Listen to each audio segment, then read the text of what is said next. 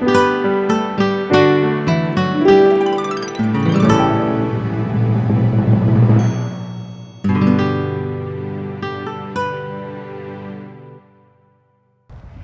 everyone, and welcome to SUNUP. I'm Lyndall STOUT.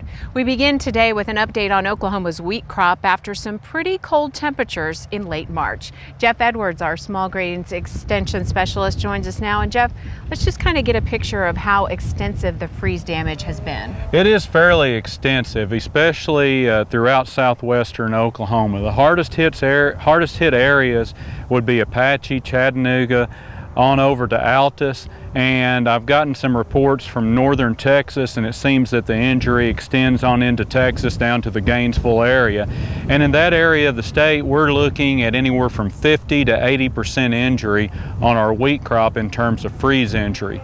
As you move north and east of there, it tends to decline a little bit. In the Chickasha area, most of what I saw was around 10 to 30% injury, and then north of I-40, we really didn't have much injury at all. It would be less than 10% in that area. Okay, and is now the time to check a couple weeks after the freezing temperatures? You need about 7 to 10 days after a freeze event to really be able to get a good handle on the injury, and especially with the cold weather that we had. It's taken a little while, but it's now where you can go out there and effectively evaluate the amount of injury that you have. And what you're going to want to look for with the wheat plants is you're going to need to split them open, try and find the developing grain head. And here is this plant, and the grain head should be kind of a nice green color there in the center. It's actively growing, looks nice and green and healthy, and it's green at the base.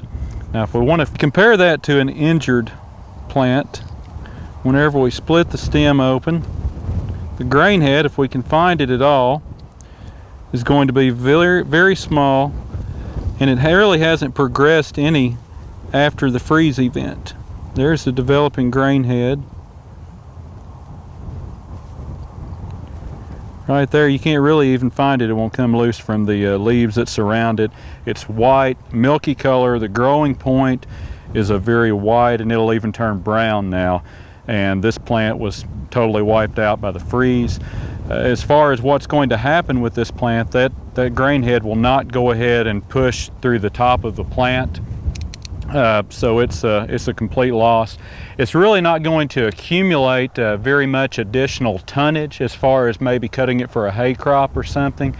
So in wheat that size, probably grazing would be the better option at this stage if it is a complete loss. Okay, other concerns you have for growers right now that you're talking about? Well, we are starting to see some powdery mildew out there. We have some disease present. And the thing about foliar disease is that you can't really wait until it's out there to control it. Our fungicides that we have for foliar disease are things that need to be used in a preventative fashion. And if you're planning to spray a foliar fungicide, that window is approaching. You're going to need to spray after the flag leaf is fully extended, but before the crop is fully headed. You're on label with most fungicides up until about growth stage 10.5, which is 50% headed. So that's your window, and that's going to be coming fairly quickly in the state of Oklahoma. Okay, good advice. Jeff Edwards, our small grains extension specialist. Thank you.